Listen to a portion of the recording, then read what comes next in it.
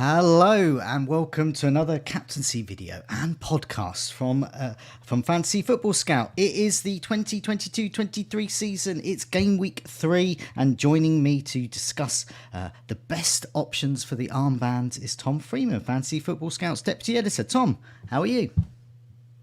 Yeah, well, thanks, Joe, and looking forward to this one. There are quite a few good options to consider for captaincy this week, so it's going to be an interesting one, I think. Yeah, so fans of our Fancy Pants new graphics, there's a slight disappointment. We have a player comparison sort of template we can use when we've got like two good assets to consider, or maybe 3. There's too many this week. Too many. I haven't got a template for there's so many of them, so I couldn't leave any of them out. So I've done a Fancy Pants table instead. So you get to miss out on a couple of images there, but you get a nice table, and it means that we don't leave out anyone as well. Just before we crack on, I know you've got a few words to say about the members area. Just a reminder to everyone, please do subscribe if you're not subscribing already. That means you won't miss anything from our videos and podcasts. And do also press the like button. It really helps us quite a lot. So anyway, yes, Tom, I understand you've got a few quick words to say about the members area before we move on to the rest of the show. Yeah, so it's the last chance to get our pre-season price for membership over on Scout. It actually goes up on Friday. So if you sign up before then, you can get it for £2.49 a month, billed annually. And that, of course, will give you access to all the Optimatch data, which arrives in our members area straight after kick full time in the matches. You can read all the articles, and you'll get the members videos with Mark Sutherland and loads of cool things like that. So go and have a look at that. Yeah, it's the last chance to get it. It goes up on Friday, so you've still got a few days before then. Okay, thanks for all of those that have joined us in the live chat as well. Vindy, FPL Ticker, Keith Hill, Eamon, Nuclear Atoms, Matt Henley, FPL Spartans, White Widow, Rodrev, and many more. Thanks so much for joining us. Do remember to press the like button and to subscribe if you're there in the live chat, and also do that when you're watching back. Where did I see this comment? Yes, I think it just about summed everything up. Really, it was going to be. It was a comment there from Eamon, I think it was. He was saying that he's going to captain Jesus in the evening game, and he's going to have a sneaky beer for that as well. I thought that was quite good. But a lot of people are saying there's a lot of choice in there, and I think that's something we've spoken about already. Let's have a look at these fixtures. Before we look at the players themselves and their stats, let's have a look at these fixtures. So I've sorted this by difficulty in the members area. Got that picture of Jesus doing that annoying phone thing he does. So he's calling through that he's got a good fixture and he's in form. So he's definitely a contender. But what I've done as well is I think I've altered it a bit with the fixture difficulty rating. I've raised Newcastle's, even though they've got a toughest fixture because they're playing Manchester City. But I've raised them in that I think there is a possibility now that they could indeed score. So for Man City, it's now not an absolutely easy peasy fixture for them because Newcastle have got something about them, I think. And I've also lowered Manchester United's rating as well because Liverpool, it was classed as a slightly difficult fixture for Liverpool. And considering they just got absolutely hammered 4-0 by Brentford. And that's not just a one-off. That's the culmination of probably a season or two's terrible defending. So I think that's quite an easy fixture for Liverpool. So I've risen them up. So in terms of fixture difficulty, Everton at the top because they're playing Nottingham Forest. And then we've got Arsenal away to Bournemouth. Brentford against Fulham. That could be some goals there. Leicester home to Southampton. Chelsea got Leeds, Liverpool, Manchester United, and then going down the list we've got Manchester City against Newcastle, and Tottenham against Wolves. I think is another eye-catching one. But for you, when you're looking at those fixtures there, who would you say has the easiest fixture among those that you might be considering for the armband? And I'm assuming you're not going to be captaining Patterson or Rondon from Everton here. we're not at that stage of the season No. yet, Joe. Where we've actually started quite well, so we're okay with that. But I think there's 4 fixtures there that jump out, and I think they're split. I think the 2 best fixtures are Bournemouth against Arsenal, with Jesus in mind for the captaincy, and Man United against Liverpool with Salah. Then I think there's also Tottenham against Wolves and Newcastle against Man City, which are also decent fixtures, but maybe not quite as good in terms of the worst defences as the other 2, which we'll come to in the other table shortly, I think. Yeah, definitely. I mean, I think it just highlights the amount of the breadth of choice as well. I've got a table here which would indicate, so we've always traditionally on these shows sort of who are the worst offences, and it's only 2 games so far, but I think we're starting to get a picture here. Nottingham Forest, the worst defence according to this in terms of expected goals conceded, expected to concede 4, in fact conceded 2, so they're looking a bit dodgy at the moment, but lots of new recruits coming in there. Everton as well, nearly expected goals conceded for. Leicester, now I've got Ward, but I didn't double him up with Everson, as I know many people have. I got Sanchez instead, and I think I might play Sanchez this week. Ward. I mean, what do you think? Ward doesn't look that good, does he? Well, yeah, I think they struggled at Arsenal, didn't they? I don't think they were too bad against Brentford. I know they drew 2-2 on the opening weekend. For about 60 minutes of that game, they were good. But this has been a problem for Leicester for a while, keeping clean sheets. It runs back to last season. Yeah. They struggle defending set pieces, so there's always that opportunity, the chance that they're going to concede. So, I mean, if you own Ward and Everson, you might be able to get through till the first wild card. But I think you're in a good place, Joe, there with Sanchez as an alternative, because Brighton obviously look very good. I think. Well, I mean, as this table highlights here, so amongst the best defences, Manchester City, expected goals conceded of 0.6 of a goal, just not much. Brentford doing well, Brighton as well, and Arsenal.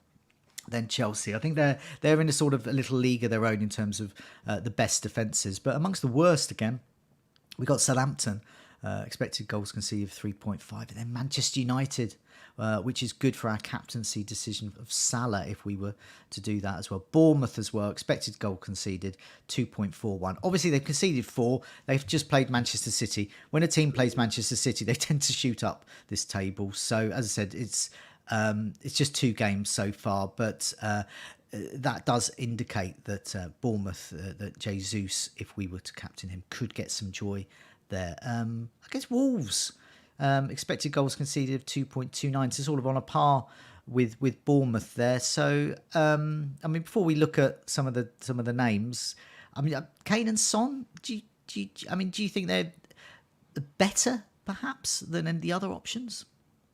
I don't think they're better. I think they're okay choices. I mean, Wolves have struggled to create, but Kilman and Collins, their kind of new look centre-back partnership, have actually looked quite comfortable. Oh, okay. But then you've got to look at who they've played as well, and they've played Fulham, and they've also played on the opening weekend. It was Leeds, wasn't it? So, the fact that Bournemouth, like you said earlier, the fact they've played City, it does skew that. But I do think that Wolves are an okay defence. They've gone to a back 4. I would favour, targeting that United defence, who obviously conceded 4 against Brentford. I mean, they were bullied defensively. They're vulnerable to a high press.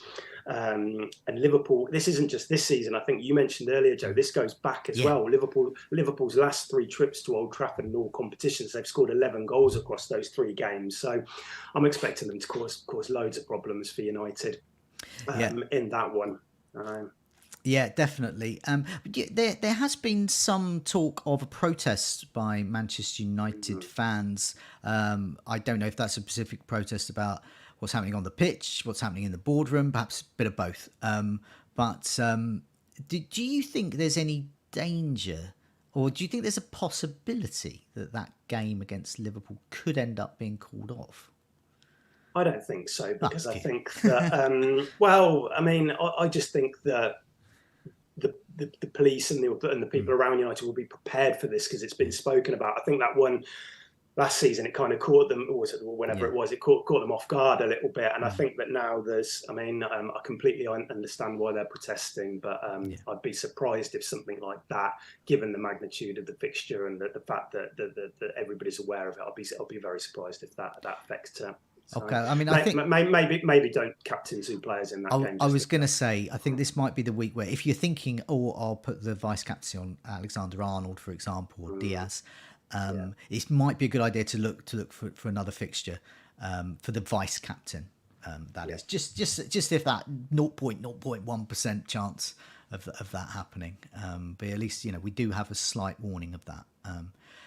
So let's have a look at some more stats. Most attacking players. So as I said, I couldn't do a comparison between 2 or 3 because I've got 6, and I don't have the graphical know-how to get a 6-man player comparison. I mean, it would just be, and also it would look rubbish because there's just too many of them. So we're doing stat form. Expected goal involvement. Haaland 2.22. Jesus 2.2. Kevin De Bruyne 1.2. Then Salah 1.2 is expected goal involvement over 2 matches. So these are really high. These are the big guns. And then Son and Kane are a little less. Son often doesn't show up a lot on these expected goal involvement because he's so accurate. Really, he doesn't need so many chances. So I'm not too worried about that. But as we can see with the points so far, it's Haaland, Jesus, De Bruyne. They've really been showing their premium quality there. I mean, Tom, these are all good options, aren't they? They've all got good fixtures. Some marginally better, and some have got marginally better expected goal involvement. But they're all the big guns look good this week. It's a really tough choice for captaincy. They do, and I think you can make an argument for a compelling argument for each of them as well. I mean, Haaland at the top of that list, he was a bit less involved against Bournemouth, wasn't he? Didn't touch the ball much at the weekend at all. But they set up with a back 5 the week before that. Pep's tactics were a little bit different, and he had more space, and he was the focal point. But Newcastle, under Eddie Howe, have been very good at St James's Park. They've turned it into a bit of a fortress there. They haven't conceded a goal yet this season. They were indebted to Nick Pope at the weekend, keeping a clean sheet against your team, Joe, Brighton. But I think they're probably the best defence of the ones we're discussing here. So that's why I'm kind of veering away from them a bit. You've got Jesus, 19 points at the weekend, topped all of the goal threat charts at the weekend against Leicester.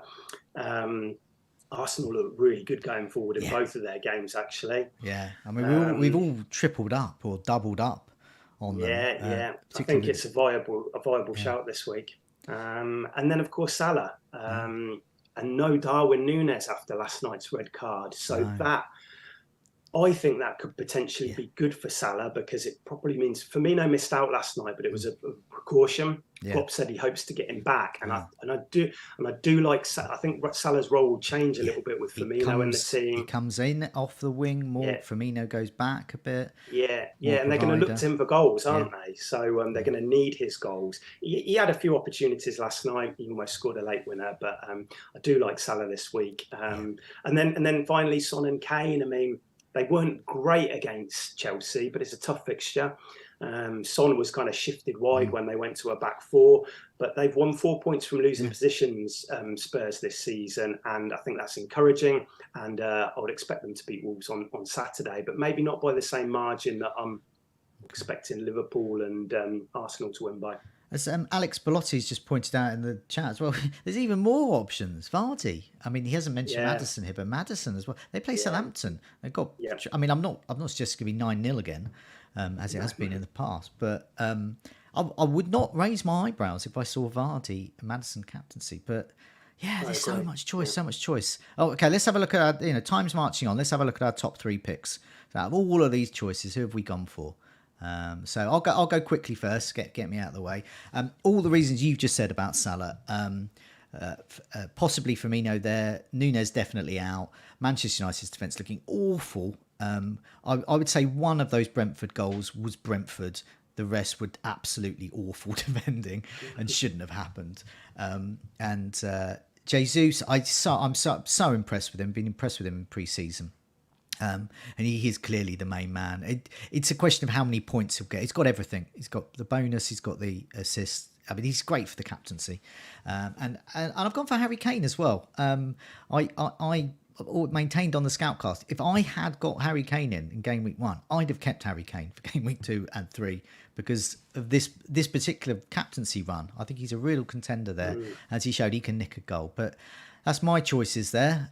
You've got similar but slightly different. So who are your picks? So one, same as you, Joe. I've got Salah number one. The best fixture, I think. Firmino coming in is potentially very good for Salah, and I'm expecting a Liverpool reaction. They need 3 points, don't they? Seems crazy to be saying that now, but after drawing the first couple, I think they'll be up for that one. Number two, Kane. It's quite a close call. I think Spurs will improve. I hope Perisic plays at the weekend because I think he'll be good for Kane. But I do prefer that United fixture. I think Wolves are a better defence at the moment, and that's why Salah just edges it for me. Number three, I've gone for Haaland. It won't be straightforward against Newcastle, but this is City, and would anybody be surprised if they go to St James's Park and score 2, 3, even 4 goals? No, I don't think we would because they're that much better than everybody else. Yeah. And that's why he's just sneaked in ahead of Jesus because it's really that confidence in Man City as an attack. And I think he'll be more involved this week and maybe have a little bit more space in that fixture than he did against the one against Bournemouth. Yeah, I mean, the week just gone by, a lot of the top captaincy picks either blanked or didn't do so well. Haaland didn't do so well. He was our top pick last week, but it just came away with an assist. If Phil Foden had passed to him, it would have been a goal and bonus as well. Well, exactly. It's fine margins. But nevertheless, he was a great asset. But the captaincy wasn't the big decider. This week, if any of those 6 that we've spoken about, you could go for any of them, and if you've got them, and if you don't own some of them, this could be huge rank swings, and it's early on as well. There's not many points between the top 10k, the top 100k, the top million, top 5 million, and so on. So you can really go up the rankings there. Tom, good luck with your decision to captain the guy I'm going to captain, Mohamed Salah. So good luck to me as well, and good luck to all of those who are going for him as well. But to be honest, good luck anyway. You've got a good captaincy choice on paper. Think of the decision, not the outcome. Whatever happens. Tom, thanks so much for joining me. Thanks for everyone to drop in. Do remember to subscribe. Do remember to press the like button as well. Tom, thanks a lot. See you again next week. Thanks, Joe.